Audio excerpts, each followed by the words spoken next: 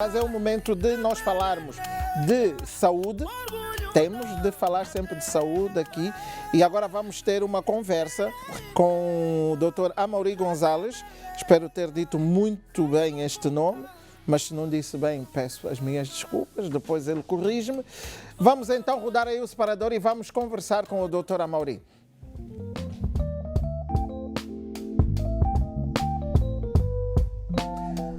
Boa tarde, doutor Amaury. Bem-vindo ao Vive em Casa. Obrigado pelo convite. Obrigado. Eu estou assim a tentar ouvi-lo bem, não sei se estou a ouvir bem. ¿Está a ouvir-me bem? Sí, yo lo escucho perfectamente. ¿Usted no me escucha bien a mí? Ah, ahora le escucho muy bien. Obrigado. Doutor, nós hoje vamos falar do cancro do colo retal e muita gente ouve falar de cancro do colo retal. É a mesma coisa que cancro do cólon apenas ou não? Ou há diferenças? Bueno, en realidad, muy buenas tardes a toda a la audiencia una vez más. En realidad estamos hablando básicamente de la misma enfermedad. Entendamos que el recto no es más que una porción del intestino grueso, que es el colon en sentido general. O sea, el colon es el órgano que tiene diferentes porciones, una porción ascendente, una porción transversa, una porción descendente, y la otra parte es el recto guiano. La diferencia es topográfica, por decirlo de alguna manera, desde el punto de vista anatómico. Desde el punto de vista semiológico, en cuanto a causas, comportamiento clínico, es básicamente es lo mismo, porque forma parte del mismo órgano. Por tanto, se diferencia en cuanto a concepto de colorectal o de colon y recto para darle valor al que se caracteriza o se localiza específicamente en el recto, pero no es más que parte de la misma enfermedad. Ok, mas é uma doença, aquilo que sei de me ter informado, é que é uma doença que atinge homens e mulheres, principalmente a partir dos 50 anos, mas mais os homens do que as mulheres. ¿Es verdad eso, doctor? Bueno, en realidad es mismo así, es una enfermedad que es más frecuente su diagnóstico a partir de los 50 años. Atinge a ambos sexos. La discrepancia, o sea, la diferencia con relación entre hombres y mujeres es muy pequeña. Se plantea que la proporción estadística es más o menos similar a predominio de sexo masculino, pero con un discreto predominio. O sea, no es que el predominio masculino es notablemente superior al predominio femenino, al sexo femenino. Doutor, mas há uma razão para isso, para a doença se manifestar mais nos homens que nas mulheres? Bueno, realmente se ve más, entiéndase que en las enfermedades malignas no todo está dito. No todas las causas están completamente definidas. Existen factores de riesgos que pueden ser condicionantes de la enfermedad, que a veces son más frecuentes en un sexo que en el otro. Pero no es porque existe algo definido que identifique que en este sexo es más frecuente porque existe esta condición. Claro. No es otro tipo de enfermedades que son determinados por influjos hormonales, donde la presencia de determinadas hormonas determina um comportamento clínico. Ok. E uma das causas também do cancro do cólon, daquilo que pude saber pelas minhas investigações, tem muito a ver com a alimentação. Doutor, quer nos explicar por que a alimentação é tão importante, é um fator determinante para o cancro do colo retal? Sí, es uno de los factores de riesgo más importantes. Entiéndase que el cancro colorectal, entre sus causas que pueden, o sea, factores que pueden influir en su aparición, existen factores que son modificables y otros que no son modificables. Los modificables, el predominante está en el contexto alimentario. Son generalmente factores modificables porque son comportamentales.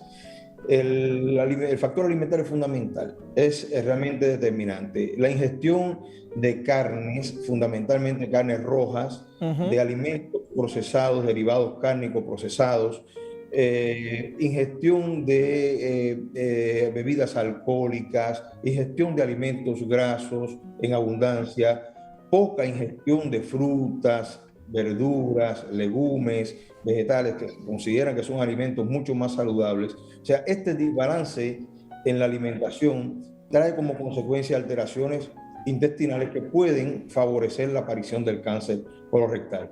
Okay. Por otro lado, favorecen, discúlpeme, déjame terminar este tema, no lo quería interrumpir.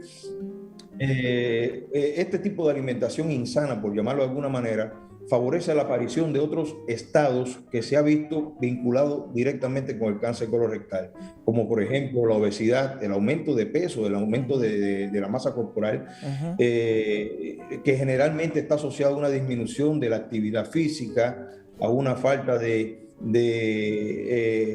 hábitos sanos, que generalmente lo hemos visto más asociado a la presencia de cáncer colorectal que en pacientes que no tienen estos hábitos. Por esa razão, a alimentação cobra um valor tão importante. Há pouco queria só explicar às pessoas que podem não ter percebido alguma coisa que o doutor disse. O doutor estava a falar, quando se referiu à comida, estava a falar de carnes vermelhas e comida também com muita gordura. As gorduras são um fator aqui também importante e determinante no cancro do cólon. Doutor, temos aqui algumas perguntas dos nossos telespectadores. Uma das perguntas é: quais são os efeitos e sintomas do cancro retal? Como é que nos apercebemos que temos a doença? A ver, es interesante la pregunta. Hay una etapa de la enfermedad que es prácticamente asintomática. Sabemos que esta es una enfermedad que aparece más frecuentemente en edades avanzadas. Conforme va avanzando la edad, se va haciendo más frecuente la sintomatología de la doença. Lo cual no quiere decir que haya sido de reciente aparición o de reciente debut. Cuando se diagnostica un cáncer colorectal, generalmente tiene mucho tiempo de evolución, se habla de años de evolución. Por tanto, la primera etapa de la enfermedad es prácticamente asintomática. Cuando comienzan la sintomatología, se caracterizan por ser síntomas vagos, dispersos, generalmente asociados a trastornos del funcionamiento del intestino, y se manifiesta por un elemento que nosotros llamamos dispepsias, que no es más que la aparición de dolor abdominal, alteraciones del hábito intestinal, le llamamos evacuaciones intermitentes, o sea, de momento el paciente puede estar completamente obstipado, no consigue defecar durante unos días y después modifica completamente y aparece un cuadro diarreico inexplicable. Esos son elementos fundamentales. El tercer elemento es el sangramiento. Con frecuencia se ve en etapas más avanzadas de la doença, pero se manifiesta por sangramiento, sangre con las feces, que puede ser francamente sangre vermelha, si es una lesión de intestino bajo, como hemos hablado ahora mismo del recto, o si puede ser sangre mezclada con las feces, cuando son de otras partes del intestino más proximales del colon, pero en porciones más proximales. Por tanto, son tres elementos importantes. Recordar, la primera etapa es bastante asintomático. Ya cuando comienzan las manifestaciones, pueden ser síntomas dispersos, síntomas intestinales dispersos vagos, donde predomina la mudanza del hábito intestinal, alternancia del ritmo defecatorio, obstipación que alterna con diarrea. Y el tercer elemento más importante, también importante, perdón, es la presencia de sangramiento rectal o sangue com las feces. O que significa que nós temos, obviamente, que fazer prevenção. Doutor, qual é a forma ideal para nos prevenirmos, além dos cuidados que o doutor já disse com a alimentação, mas quando tivermos de ir a um médico, a que especialista é que nós temos que ir?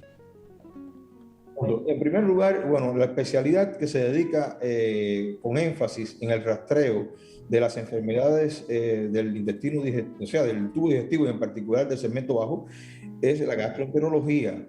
Dentro de la gastroenterología, la subespecialidad de proctología.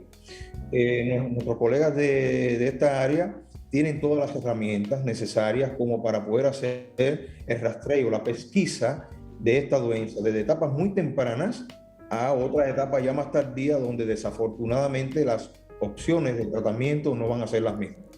Por tanto, la recomendación es dirigirse a un médico especialista en gastroenterología o en su defecto al médico de medicina familiar, que lo encaminará a estudiarse con el médico especialista en gastroenterología que tiene estas herramientas.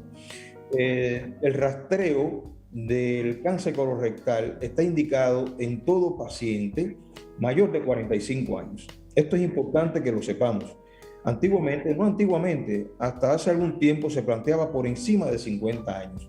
Pero teniendo en cuenta que la incidencia por cáncer colorectal continúa aumentando y que ya es la tercera causa de cáncer y de muerte a nivel mundial, o sea, de muerte por cáncer a nivel mundial, la Organización Mundial de la Salud ha modificado algunos parámetros. En este sentido, se debe comenzar en pacientes de riesgo intermedio, de pacientes que no se consideran de alto riesgo, se deben considerar la posibilidad de rastreo y pesquisa a partir de los 45 años de edad, independientemente del sexo. Esto solamente se modifica para aquellos factores, o sea, para aquellos pacientes que tienen algún factor de riesgo asociado, de alto riesgo de cáncer, dígase familiar directo con cáncer colorectal, el antecedente de alguna lesión premaligna, de las que consideramos premaligna, o alguna de las doenças o alguna de las condiciones que pueden favorecer la aparición de un cáncer, que la denominamos de este mismo tipo premaligna, donde el rastreo puede comenzar antes. Pero para un paciente de riesgo intermedio, de riesgo normal, como pudiéramos llamarle, que es el 90% de la población a la que nos estamos dirigiendo en este momento, considerar que a partir de los 45 años tenemos criterio de comenzar a hacer el rastreo e a pesquisa de câncer colorectal. Muito bem. Doutor, nós já não temos tempo para muito mais, mas não queria deixar de fazer uma última pergunta e pedir ao doutor que fosse o mais sintético possível. O cancro tem cura? Portanto, tem tratamento, tem cura ou não?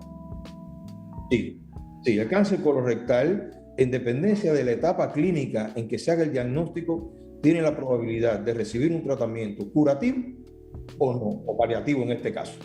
Los cancros que son diagnosticados en etapa temprana y que son aquellos que se pueden diagnosticar gracias a estos métodos de rastreo que tenemos la posibilidad de hacer con mucha facilidad, tomados a tiempo, reciben el tratamiento adecuado y pueden curarse. Tienen una sobrevida muy buena, en dependencia, insisto, de la etapa clínica, lo cual está íntimamente relacionado al rastreo temprano. La cirugía es una de las alternativas, la especialidad a la que me dedico, es una de las alternativas primarias en el tratamiento de esta enfermedad, y los tratamientos quirúrgicos que existen en la actualidad pueden perfectamente curar este tipo de doenças si se diagnostican en etapas tempranas. Muito obrigado, doutora Amauris, por nos esclarecer aqui e ajudar-nos a perceber um pouco mais sobre o cancro do cólon. Doutor, muito obrigado, um grande abraço e até a próxima. Muito obrigado, Leo, por la invitación. Muito obrigado. Hasta la próxima. Obrigado, até a próxima. Bom, ficamos aqui a saber mais um pouco sobre aspectos da saúde, nomeadamente sobre o cancro do cólon. Ficamos a saber que, de facto, é uma doença que atinge homens e mulheres a partir dos 50 anos, mas percebemos que o rastreio precoce é muito importante. Não se pode deixar chegar aos 50 anos para fazer consultas, é importante fazer o rastreio e os homens... Nós temos de ter mais cuidado porque somos o grupo de maior risco. Já sabem, evitar carnes vermelhas, comida com muita gordura. Nós muitas vezes comemos coisas com muita gordura. O álcool, o excesso de álcool, convém evitar. Às vezes é um processo que é complicado para muitas pessoas, mas é preciso evitar. E, obviamente, sempre o rastreio precoce. Ir ao médico e procurar especialistas. Já sabemos quais são os sintomas, o doutor Amauris aqui também já explicou. Se notar algum inchaço na parte retal, se notar sangramento nas fezes, nós às vezes não prestamos atenção a essas coisas, mas é bom prestarmos e aí temos que recorrer então aos especialistas.